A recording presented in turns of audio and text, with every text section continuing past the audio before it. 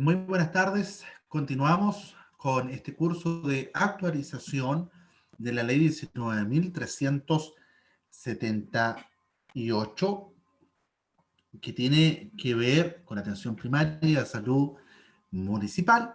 Y para estos efectos, vamos a continuar entonces con el módulo 2, el módulo 2 de esta actualización de la ley 19.378, y este módulo 2 apunta al sistema jurídico de atención primaria.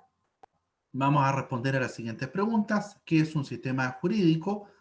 ¿Qué requisitos debe tener? Diferencia entre el derecho público y el derecho privado. ¿Existe la atención primaria un sistema jurídico? La nula existencia de los derechos adquiridos en la APS. La nula aplicación del Código del Trabajo y excepciones a esta regla. Y por último, la conclusión sobre la existencia de un sistema y orden jurídico en, ¿no es cierto?, la atención primaria de salud. De tal manera entonces que vamos a compartir pantalla para iniciar, ¿no es cierto?, con nuestra presentación de este módulo ya número 2. ¿Sí? El módulo número 2, entonces, en este curso de actualización de la ley 19.378. En primer lugar, el sistema jurídico de atención primaria. Pero para eso, el módulo, ¿no es cierto?, genera una serie de preguntas que son previas y que tienen que ver, ¿no es cierto?, con lo jurídico, que tiene que ver con qué es un sistema jurídico o de, ¿no es cierto?, ordenamiento jurídico. Y para ello vamos a responder precisamente primero esta pregunta: ¿qué es un sistema jurídico o un sistema normativo? Y un sistema jurídico es un conjunto unitario y coherente de normas jurídicas que rigen en un cierto momento dentro de un ámbito espacial determinado. Conjunto unitario y coherente. Unitario significa, nosotros alude a unidad. Pero no solo debe haber unidad en las leyes o en las normas jurídicas. Esto de la unidad, ¿no es cierto?, tiene que ver con un orden. Este orden lo entrega o lo da, ¿no es cierto?, la Constitución Política del Estado. La Constitución Política da esta unidad al sistema normativo o al conjunto de leyes. Todas las leyes, como lo señalamos, ¿no es cierto?, en el módulo anterior, deben obediencia o deben concordancia, consonancia a la Constitución Política. La Constitución Política es la ley fundamental, y luego, ¿no es cierto?, la Constitución vienen las demás leyes en un orden piramidal. Pero además de esta unidad debe haber una coherencia. Por lo tanto, las leyes que se dicten no deben contrariar o no deben, ¿no es cierto?, tener oposición a las normas que dicta precisamente la Constitución Política. Deben mantener entonces esta coherencia, armonía. No puede la Constitución, ¿no es cierto?, por un lado asegurar un derecho y existir una ley que desconozca ese derecho, ¿sí? Tiene que haber coherencia entre las leyes. Y estas leyes van a regir en un momento, ¿no es cierto?, determinado, en un cierto momento. Sabemos que existe esta figura de la derogación, y que las instituciones también cambian, varían. Verbigracia, el matrimonio, por ejemplo. Tenemos, ¿no es cierto?, una nueva ley que ha asegurado la posibilidad, ¿no es cierto?, de que puedan contraer matrimonio personas del mismo sexo. O sea, la figura de matrimonio que, ¿no es cierto?, imperó por muchos años, pudo regir por un cierto momento. Pero luego viene una nueva ley, ¿no es cierto?, que reemplaza a este artículo, ¿no es cierto?, 102 del Código Civil, y ya no hablamos, ¿no es cierto?, entre un hombre y una mujer, sino dos personas. Rigió esta norma, esta ley en un cierto momento, y también dentro de un ámbito espacial determinado. O sea, el ámbito espacial es dentro del territorio de la República de Chile, ¿sí? Las leyes que se dictan en Chile tienen efectos precisamente en nuestra república, en nuestro país, en un contexto histórico determinado, ¿sí? Ahora, ¿qué tienen en común las normas? Porque no solo tenemos normas jurídicas, que son las que nos atañen, ¿no es cierto?, en este curso, la ley, sino también tenemos normas de uso y trato social, tenemos normas religiosas, tenemos normas sociales, normas de comportamiento, etcétera. Pero todas las normas, independiente de cuál sea su especie, tienen algo en común, algo que las identifica, algo que las diferencia. Y esa, ¿no es cierto?, particularidad de las normas en general es que son proposiciones que quieren influir en el comportamiento de los individuos y de los grupos, de dirigir la acción de aquellos, de los individuos, de los grupos, y de estos hacia ciertos objetivos antes que a otros. Toda norma, entonces, siendo la más importante para fines de este curso, ¿no es cierto?, una norma jurídica, ¿qué es lo que busca una norma en general? Busca influir en el comportamiento, o sea, busca direccionar nuestro comportamiento. Y un ejemplo claro de esto son las normas penales, que son prohibitivas, ¿no es cierto? No podemos hacer esta acción o aquella, matar, por ejemplo, ¿no es cierto? Está penado en la ley. Entonces, con esto aseguramos este bien jurídico de la vida. Y vamos a dirigir también con esto la acción de los ciudadanos, ¿no es cierto? El comportamiento de las personas hacia cierto objetivo. Lo que tiene que ver, ¿no es cierto?, con la salud y su protección, tiene que ver con eso, preservar la salud, más que quizá otros bienes u otros intereses, que pueden ser, ¿no es cierto?, secundarios. Pero la salud la entendemos nosotros como un derecho humano y que debe ser protegido, tanto el derecho a la salud, el derecho a la vida, por ejemplo. Pero toda norma, sea, ¿no es cierto?, de tipo moral, religiosa, de uso y trato social, siempre van a tener, ¿no es cierto?, como fin influir en el comportamiento, decirnos de qué manera debemos actuar o de qué manera debemos comportarnos para lograr un cierto objetivo. Por ejemplo, preservar, ¿no es cierto?, la vida y la salud. Podemos hacer las siguientes, ¿no es cierto?, consideraciones. Primero, la vida del hombre en sociedad se desenvuelve con sujeción, ¿no es cierto?, sujeta a distintas clases de normas. Lo que yo señalaba, tenemos normas de tipo religiosa, normas morales, normas de trato social, normas jurídicas, reglas técnicas de carácter, ¿no es cierto?, convencional, etcétera. El ser humano siempre va a tener diversos tipos de normas para poder tener una convivencia pacífica, una convivencia ordenada. Acá hablamos de la paz social, hablamos del orden público, etcétera. ¿Y qué facilita esto? Lo facilita, ¿no es cierto?, la norma. La norma nos ayuda a tener una convivencia pacífica, nos ayuda a vivir, ¿no es cierto?, de manera ordenada. Segundo, las distintas clases de normas difieren bastante entre sí si nos fijamos en la autoridad que las dicta e impone, en los sujetos cuyas conductas pretenden regular, en sus contenidos, en el tipo de deberes que imponen, en los fines que persiguen y en los castigos que contemplan para el caso de que no se las cumpla. La autoridad, ¿no es cierto?, que va a producir la ley, ¿no es cierto?, será de manera principal el Congreso, también el presidente, ¿no es cierto?, como órgano colegislador, eh, la presidencia, pero claramente este tipo de normas va a diferenciarse dependiendo de quién las va a dictar, por supuesto.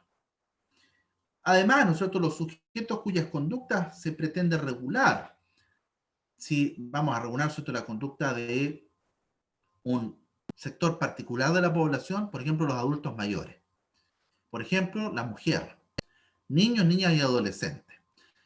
Porque ese tipo de norma o ese tipo de leyes, ¿no es cierto?, evidentemente va a ser distinto, va a ser diferente y va a buscar la protección de un bien jurídico en particular, pero que tenga que ver con ese grupo social, que tenga que ver con ese grupo en particular. Y también en el contenido de la norma. Va a depender, ¿no es cierto?, de lo que estemos protegiendo.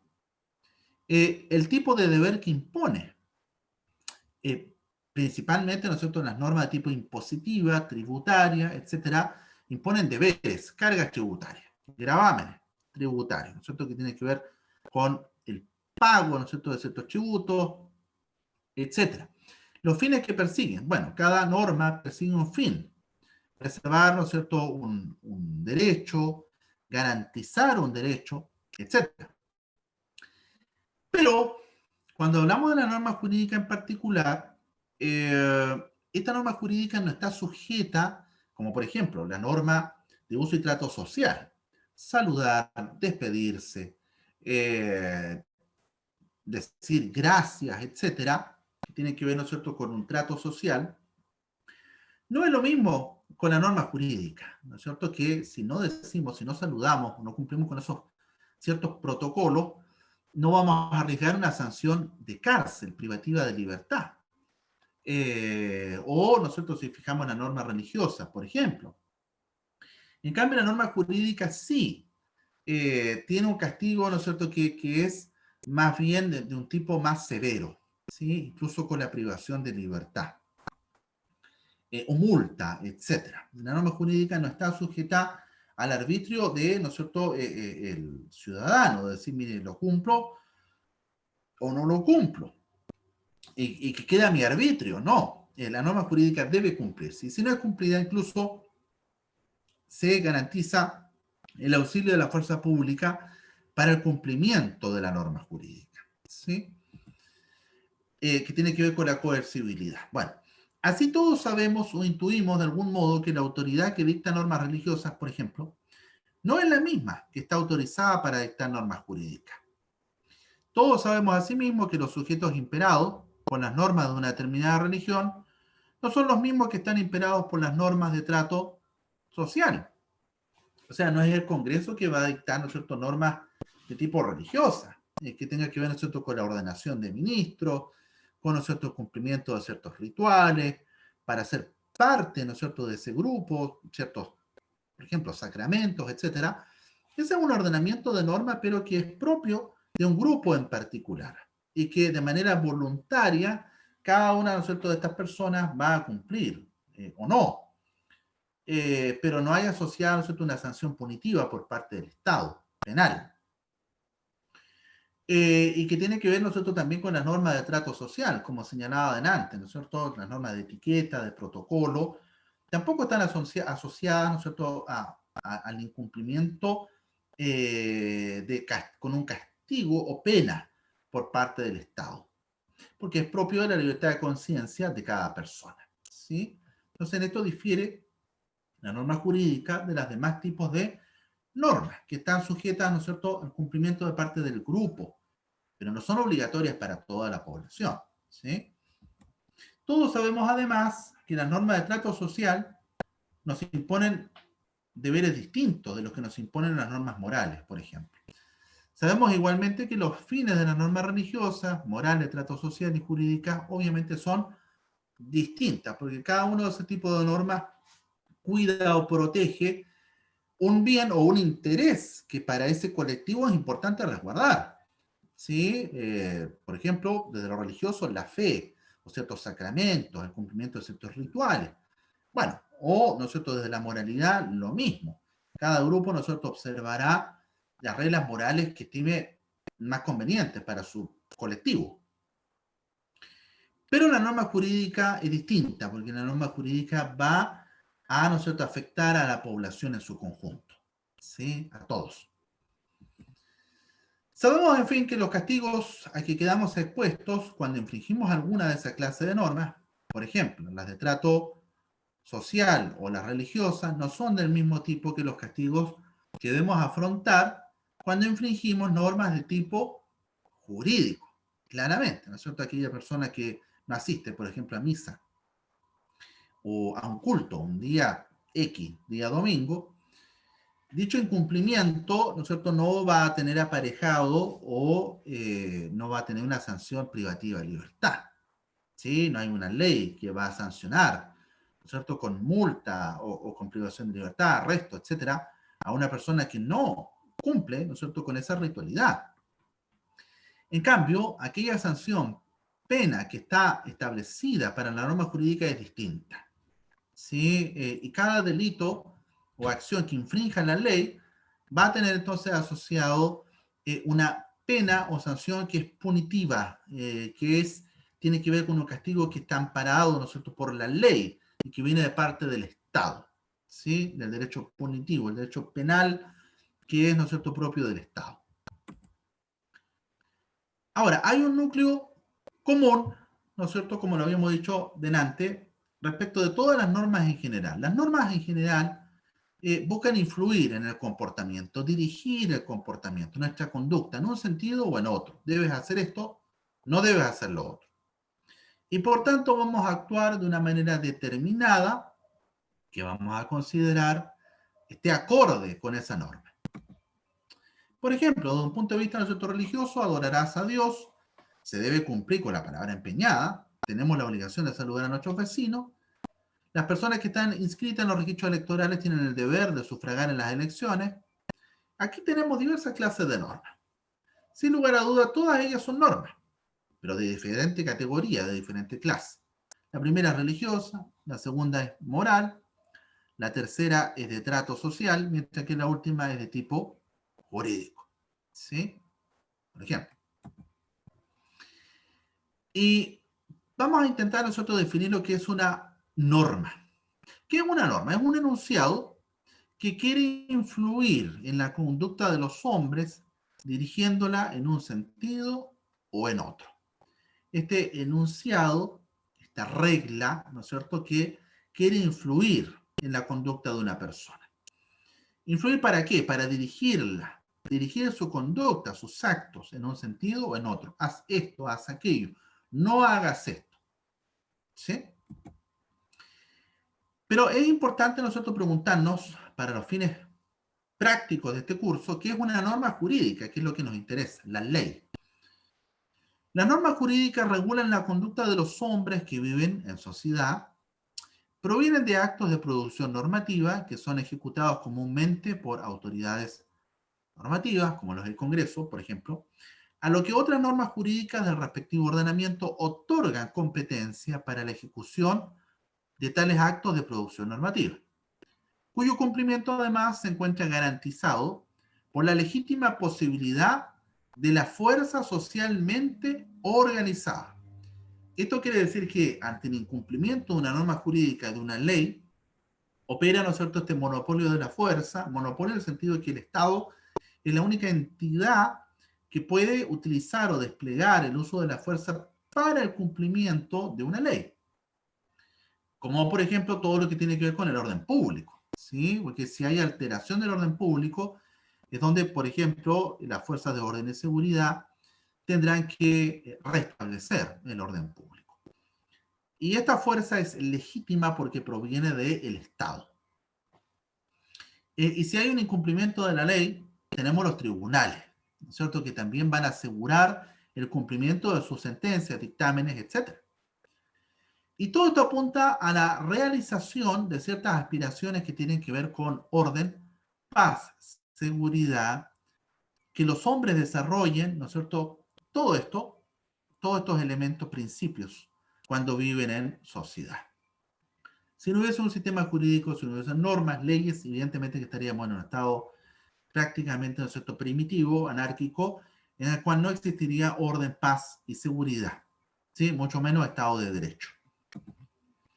En tal sentido, el ordenamiento jurídico no es un conjunto yuxtapuesto, atiborrado y caótico de preceptos o normas jurídicas, sino que reconocen un fundamento común de validez que a su vez les permite ser coherentes e íntegras. Así, unidad, coherencia e integridad constituyen los problemas fundamentales que plantea el estudio del ordenamiento jurídico. O sea, ¿qué quiere decir esto? De que el ordenamiento jurídico no es ¿no es cierto?, un conjunto desordenado de leyes que no tienen ninguna conexión una con otra. No. Evidentemente que nuestro ordenamiento jurídico en Chile tenemos una constitución política, las leyes que se dictan deben ser en conformidad a la constitución, por eso tenemos un tribunal constitucional, que cuando hay una ley que es inconstitucional o contraría los principios constitucionales, evidentemente el tribunal la va a declarar inconstitucional. Y por lo tanto esa ley no va a generar ningún efecto. Entonces, tenemos claramente un orden, tenemos un sistema jurídico que es ordenado, que es coherente y que, ¿no es cierto?, por cada materia podemos encontrar una regulación, ¿sí? Y siendo el derecho una realidad cultural, se produce un necesario condicionamiento del mismo por los valores y estructuras sociales dentro del cual se desarrolla. Esta afirmación se ve reafirmada por el carácter marcadamente formal que representan las categorías jurídicas frente a los fenómenos sociales. Una realidad cultural, o sea, el derecho se debe amoldar, se debe, ¿no es cierto?, adecuar a las realidades sociales.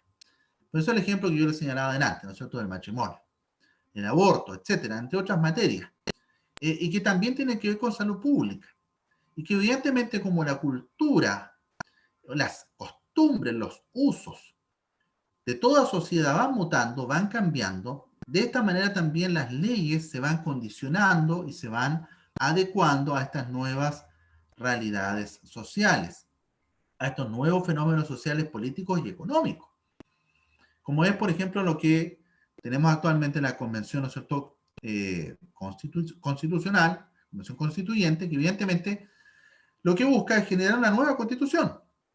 Y esto obedeció a un fenómeno social en particular.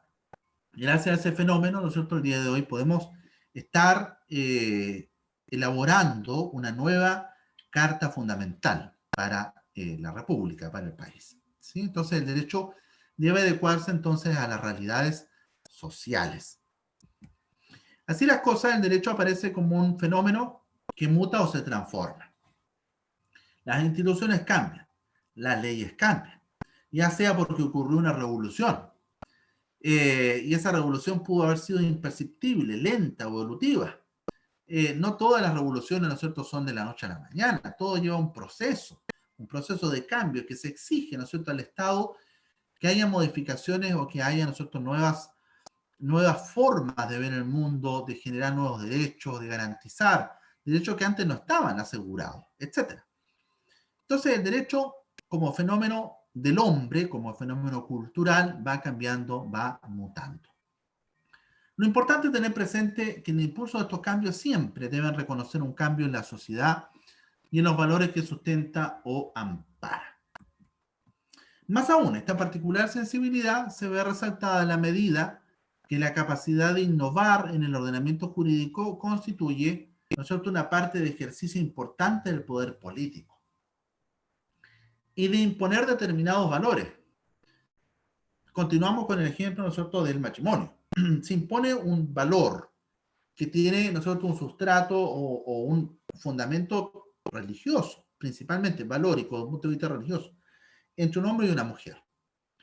Y fue, ¿no es cierto?, un fundamento, un principio que se impuso, pero que varió con el tiempo y que, atendido, ¿no es cierto?, a la realidad social, tuvo que mutar, tuvo que cambiar para, ¿no es cierto?, recibir a las nuevas concepciones de familia, y que el Estado pueda dar una solución, ¿no es cierto?, a estas nuevas categorías de familia, que en definitiva siempre han existido, por ejemplo.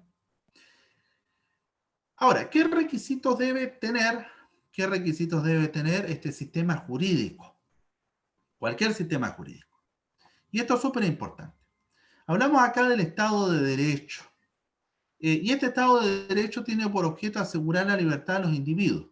Cuando hablamos de Estado de Derecho, nos referimos a que en una república, la forma en que está estructurada, ¿no es cierto?, la república y que se hacen las leyes o que se asegura, ¿no es cierto?, el cumplimiento de la ley, obedece a una constitución política, obedece a una estructura clara y definida de cuáles van a ser las leyes, de cómo se hacen las leyes, cuáles van a ser los órganos, ¿no es cierto?, que van a producir las leyes, etc.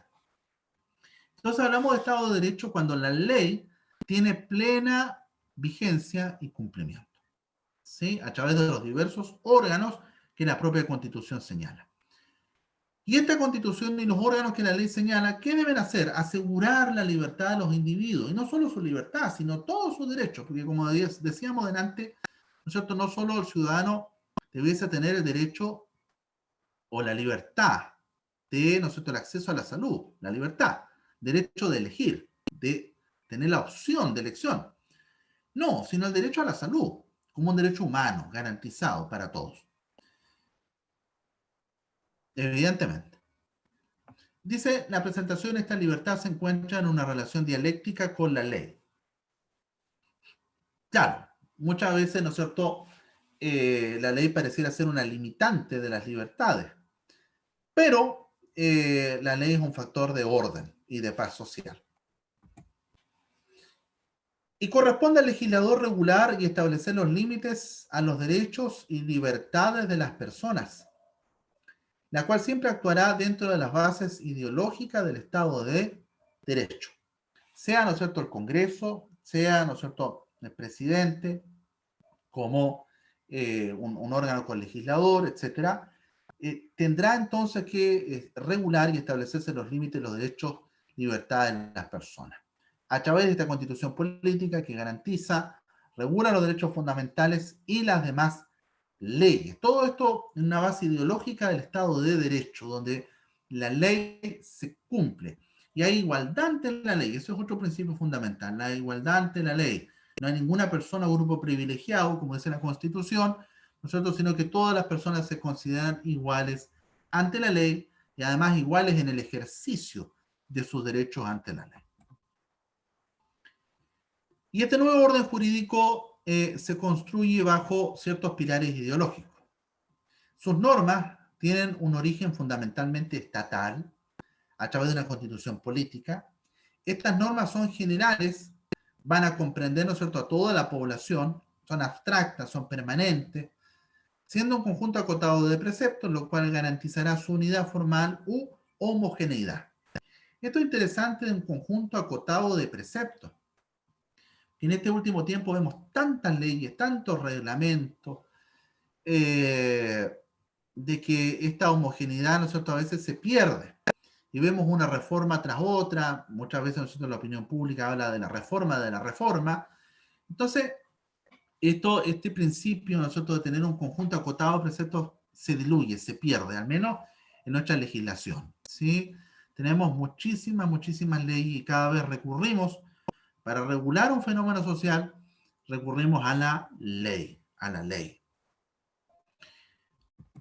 El Estado asume como principal línea de conducta la eficacia de su acción, aspirando a modificar y conformar ciertas estructuras sociales y económicas de gran poder, tratando de garantizar prestaciones sociales mínimas y tender a una efectiva igualdad social. El Estado acá asume un rol fundamental y el Estado debe garantizar entonces el cumplimiento del derecho, el cumplimiento de la ley, de que los tribunales de manera imparcial puedan juzgar, de que las policías también, ¿no es cierto?, puedan garantizar el orden público, etc. Para tal efecto, deberá hacer uso de diversos instrumentos del Estado, uno de los cuales serán las normas positivas, las cuales pasan a constituir una de las principales herramientas del poder político para instaurar, ¿no es cierto?, este nuevo orden. La norma positiva es la ley, propiamente tal. Y el Estado debe, ¿no es cierto?, recurrir a la ley para hacer valer, por ejemplo, la paz social, el orden público, pero principalmente el aseguramiento de los derechos sociales, como el derecho a la salud, que es lo que nos interesa en este curso. Y acá quiero indicarles de manera, ¿no es cierto?, muy acotada, muy breve, cuál es la estructura del sistema normativo que tiene nuestro país, ¿sí? En primer lugar, tenemos una constitución política, que es la de 1980. Y la constitución política es la ley fundamental de una república, de un país. Segundo, tenemos un principio básico en la delimitación de los poderes normativos, que tiene que ver con el principio de reserva de ley. Y esto es súper importante porque hay materias que solo pueden ser reguladas a través de la ley. No pueden ser reguladas a través de reglamentos, de decretos, de, ¿no es cierto?, instructivos, no. Tienen que ser solamente reguladas solo por medio, ¿no es cierto?, de una ley. Como ocurre, por ejemplo, en el caso de los derechos constitucionales, que solo pueden ser asegurados, garantizados o prescritos solamente a través de una ley. En tercer lugar, dentro del ámbito de la ley, tenemos diversos tipos de leyes. Tenemos las leyes interpretativas de la Constitución, las LOC, las leyes orgánicas constitucionales, las leyes de quórum calificado, leyes ordinarias. En ese orden de prelación, ¿sí? Luego de la Constitución política, en segundo lugar, tenemos, ¿no es cierto?, las leyes interpretativas de la Constitución, luego tenemos las leyes orgánicas constitucionales, leyes de quórum calificado y por último, leyes ordinarias, ¿sí? En cuarto lugar, tenemos también los tratados internacionales, la legislación delegada, la potestad reglamentaria. Y ya por último tenemos como fuente de derecho, ¿no es cierto?, esta fuente que produce, genera derecho, leyes, tenemos la doctrina y la jurisprudencia. En último lugar. También, como un tópico interesante del curso, tenemos la diferencia entre el derecho público y el derecho privado. Aquí quise hacer algunas distinciones respecto de lo que es el derecho en primer lugar, ¿ya? Porque antes de hablar de derecho público y derecho privado, debemos entender primero qué es el derecho. Y esta palabra derecho tiene varias acepciones, varios significados, pero todos ellos apuntan a una idea de regla, norma, ¿sí? Y como lo dijimos delante, la norma busca influir en el comportamiento, inducir el comportamiento a una determinada acción, ¿sí? O hacer o no hacer. Dirige el comportamiento, condiciona el comportamiento, ¿sí? Interesante esto. Derecho entonces tiene que ver con lo que está conforme a la regla, ley o norma. Y el derecho es una institución cultural, es una institución humana, una creación humana, así como lo es el lenguaje, el arte, la economía. Aquí hay un autor interesante, ¿no es cierto?, Barros. Y se nos señala también que el derecho es un sistema u orden normativo e institucional que va a regular la conducta externa de las personas. Y se inspira en los principios, los grandes principios de justicia y certeza jurídica. Justicia, ¿no es cierto? Ya con esta idea, ¿no es cierto?, aristotélica, primeros pensadores, filósofos griegos, ¿no es cierto?, que tiene que ver con dar a cada uno lo que le corresponde, dar a cada uno lo suyo. Esta certeza jurídica que implica, ¿no es cierto?, que la ley va a aplicar a todos por igual, de que las penas o sanciones no van a cambiar, ¿no es cierto?, un día para otro, sin que podamos saber de ello, que las cargas, ¿no es cierto?, tributarias también van a ser, ¿no es cierto?, conocidas por todos, etcétera. Y que esto va a permitir entonces regular la convivencia social y, por supuesto, resolver de mejor manera los conflictos sociales. Pudiendo imponerse coactivamente. ¿Qué quiere decir esto? De que los tribunales, para hacer cumplir lo ordenado a través de una sentencia, puedan recurrir al uso de la fuerza pública. Ejemplo, el contrato de arrendamiento, ¿no es cierto?, en el cual si hay un desahucio y el arrendatario, ¿no es cierto?, no abandona el inmueble, evidentemente el tribunal recurrirá a la fuerza pública, a esta coacción, la fuerza legítima que proviene del Estado, para garantizar el cumplimiento de una sentencia judicial. O las medidas cautelares, arresto, ejemplos también. Bueno, en sus orígenes el derecho resultaba prácticamente indistinguible de la tradición. Y gracias a la ley escrita, el derecho va cambiando, ¿no es cierto?, su estructura respecto de los usos y costumbres. Esta costumbre, uso, como tradiciones que se van entregando de una generación a otra, ¿sí? Pero el derecho se va positivando. Y por eso hay catálogos de derechos, hay códigos, en los cuales el derecho está escrito y por lo tanto no va a mutar. El derecho va a ser, ¿no es cierto?, conocido por todos y no va a cambiar, salvo, ¿no es cierto?, las realidades sociales que así lo vayan propiciando. Del mismo modo, el derecho moderno tiene su validez en atención al procedimiento. Procedimiento en cuanto a su generación, cómo se generan las leyes. Y que haya una constitución política, que sea el marco, ¿no es cierto?, que garantice los derechos fundamentales de todas las personas, con criterio de justicia.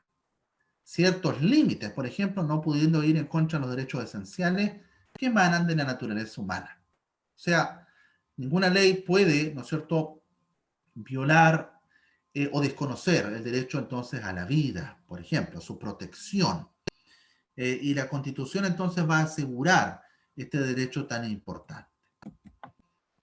Y acá tenemos algunas divisiones del derecho entre derecho objetivo y derecho subjetivo. El derecho objetivo tiene que ver con el conjunto de normas, una norma en particular o su conjunto, la ley escrita, derecho objetivo. Mientras que el derecho subjetivo tiene que ver con el del interés y de la voluntad o del querer del individuo. O sea, el derecho subjetivo alude al sujeto, al individuo, mientras que el derecho objetivo alude a la ley en sí misma. ¿Sí? El derecho, al ser un fenómeno cultural, se encuentra influido o influenciado por las circunstancias históricas en las cuales se va desarrollando. Y aquí podemos hacer una pregunta interesante. ¿Por qué surgen las normas jurídicas y en qué forma surgen? Como una ley, como un tratado internacional, y más que nada, ¿no es cierto?, ¿por qué surgen las normas jurídicas? ¿A qué obedece su surgimiento? A regular una conducta, a, ¿no es cierto?, regular un determinado fenómeno social, etc. La primera pregunta se refiere a todos los antecedentes que explican la existencia de una norma y reciben la denominación de fuentes materiales. Y estas fuentes materiales, por ejemplo, puede ser la conciencia de un pueblo, las necesidades políticas y económicas, un hecho que haya conmocionado a la opinión pública, etc. Como fuente material. Este es un hecho social. Y la ley debe responder a ese hecho social. La ley debe responder, ¿no es cierto?, al orden, a la idea de orden público. Y por lo tanto se le genera, ¿no es cierto?, ley de seguridad interior del Estado, por ejemplo, entre otras leyes que van a obedecer entonces a estas fuentes materiales, a estos hechos históricos, a esta necesidad, ¿no es cierto?, que los ciudadanos evidencian en un momento determinado. Y nuestro país es un ejemplo de esto, la ley Emilia y tantas otras leyes, ¿no es cierto?, que obedecen a situaciones particulares, obedecen a situaciones muy concretas, y que producto de ese hecho se ha generado una ley que pretende evitar un nuevo hecho de similares circunstancias o similar naturaleza. ¿Sí? Muy poca, bueno, esta es una cuestión, ¿no es cierto?, toda política estatal, muy poca prevención y mucha reacción. ¿Sí? No se previene, no hay políticas públicas de prevención, sino que las leyes solo son reactivas. La segunda pregunta, ¿cómo surgen las normas y cómo se expresan?, se refiere a las fuentes formales que determinan la forma de crear una norma jurídica. ¿Cómo se crean las normas jurídicas? A través del Poder Legislativo, a través del presidente, las municipalidades, así como los medios por los cuales éstas se manifiestan. La Constitución, una LOC, Ley Orgánica Constitucional, reglamento. Y por supuesto, podemos decir que las principales fuentes formales, ¿no es cierto?, de ley es la Constitución política, los tratados internacionales, las leyes orgánicas constitucionales, entre otros tipos de leyes. No obstante, la unidad del derecho es útil realizar algunas distinciones. Y acá en estas disquisiciones, nosotros vamos a llegar a esto del derecho público y privado. Derecho público y privado. Veamos qué significa. El derecho público es el conjunto de normas que rigen la actividad y la organización del Estado, como también las relaciones entre los particulares y el Estado, en cuanto éste actúa como poder soberano. ¿Sí? Entonces, todo lo que tiene que ver con las leyes que regulan el Estado y la relación entre el Estado y los particulares, lo vamos a llamar como derecho público. Y dentro de esta rama del derecho van a destacar el derecho constitucional. El derecho constitucional es parte del derecho público, el derecho administrativo, derecho penal, el derecho financiero, derecho internacional público. Todas estas ramas pertenecen al derecho público. Luego tenemos el derecho privado, que regula el derecho privado, las relaciones entre los particulares entre sí y las relaciones de los particulares con el Estado u otros organismos cuando actúan como simples personas privadas. Pudiendo ser el Estado también, se actúa, ¿no es cierto?, como, por ejemplo, empresario. Y dentro de esta división del derecho destaca, tenemos el derecho civil, derecho comercial, el derecho del trabajo, entre otras ramas, ¿no es cierto?, que pertenecen a esta gran, ¿no es cierto?, división del derecho privado. Bueno, otro tópico que tiene que ver con nuestro curso es respecto a si existe en la atención primaria un sistema jurídico, y la respuesta es por supuesto que sí. Y acá hice un enunciado de las principales leyes, ¿no es cierto?, que tienen que ver con la atención primaria. La ley 19.405, que dice relación, estos dos es el diario oficial, la publicación, la fecha de la publicación en el diario oficial. Y esta ley 19.405 tiene que ver con el valor del sueldo base mínimo nacional. Luego tenemos otras leyes más actualizadas, la 19.607, que tiene que ver con la carrera funcionaria. La ley 19.813, que apunta a beneficios a la salud primaria. La ley 19.987, que establece una nueva concepción de la autoridad sanitaria, distintas modalidades de gestión y fortalecer nosotros la participación ciudadana. Tenemos además la ley 20.157, que tiene que ver con la concesión de beneficios al personal de la atención primaria de salud. Tenemos el reglamento, decreto 47, que aprueba el reglamento de la ley 20.157. Modifica las leyes 19.378 y 19.813 y concede otros beneficios al personal de la atención primaria de salud. La ley 20.250, que concede otros beneficios al personal de la atención primaria de salud. Básicamente, ¿no es cierto?, estas son algunas leyes, no todas, pero leyes, ¿no es cierto?, más relevantes que tienen que ver con la atención primaria de salud. Este también es un tema interesante, ¿eh? La nula existencia de los derechos adquiridos en la atención primaria, ¿no es cierto?, de salud. Bueno, es una realidad, ¿no es cierto?, que no exista aparentemente este reconocimiento de los derechos adquiridos, pero acá yo les hice, ¿no es cierto?, una referencia a la regulación vía Código del Trabajo, para que tengan, ¿no es cierto?, una idea de lo que es esto de los derechos adquiridos, para que podamos entender de qué se trata. Y desde la perspectiva del Código del Trabajo, para que un beneficio que no está estipulado en el contrato de trabajo pueda transformarse en un derecho adquirido o tácito para el trabajador, deben cumplirse las siguientes condiciones. Letra A, reiteración en el tiempo, es decir, este beneficio debe darse en forma permanente en el tiempo y durante un periodo significativo. Letra B, la voluntad de las partes. Esto significa que tanto trabajador como empleador están en conocimiento del hecho y lo aceptan sin manifestar disconformidad.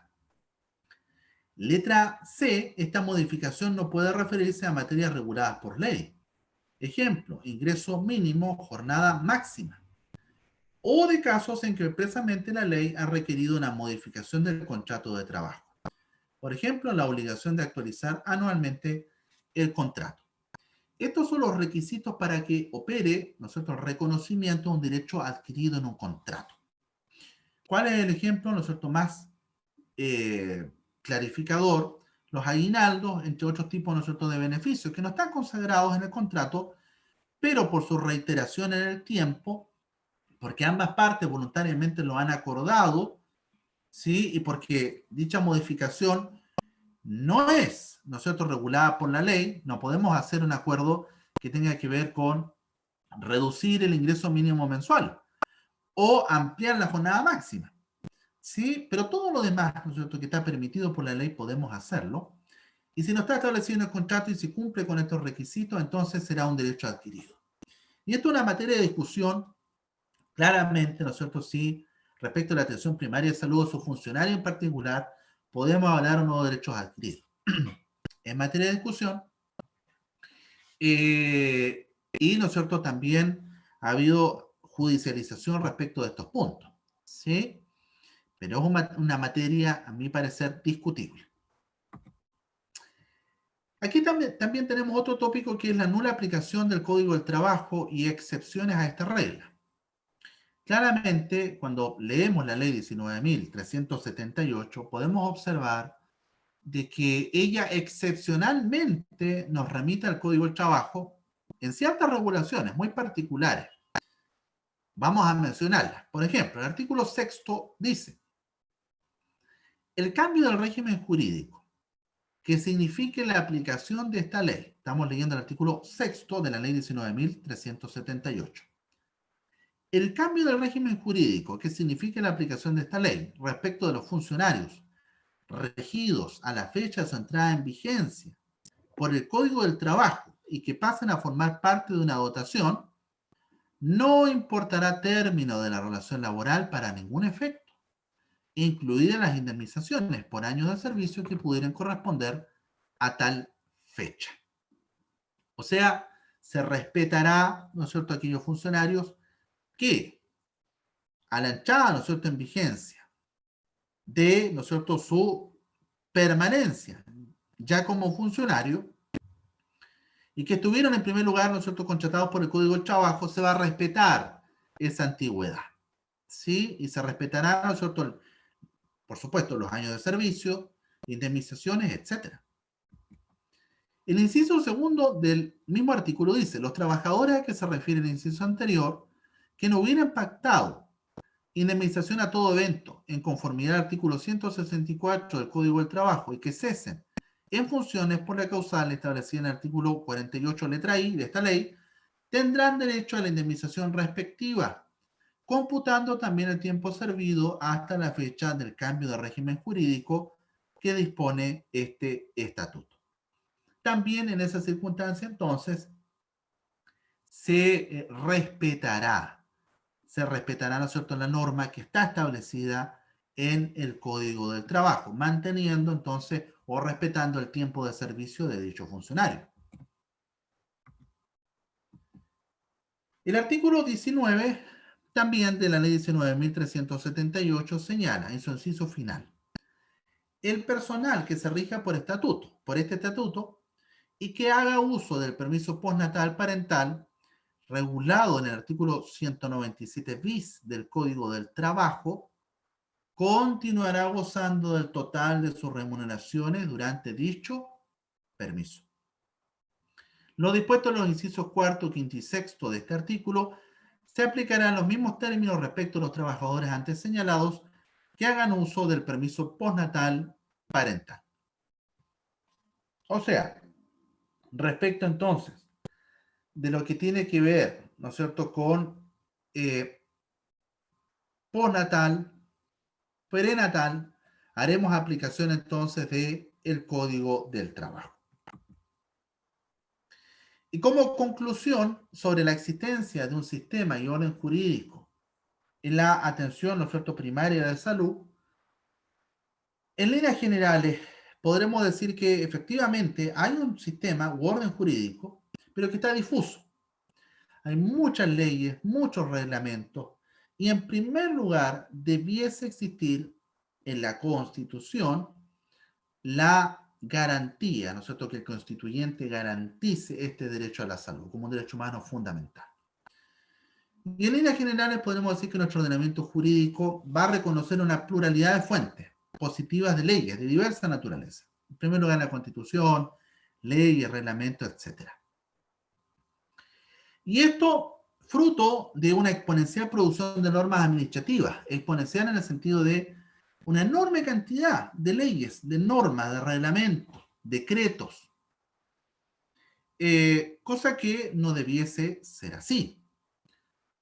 Yo considero que la regulación a mayor cantidad de leyes, reglamentos, decretos, hace mucho, dificulta la interpretación de las normas, dificulta, ¿no es cierto?, entender el alcance de una norma, porque debemos conciliarlas con otras y a veces hay contradicciones, ¿no es cierto?, aparentes.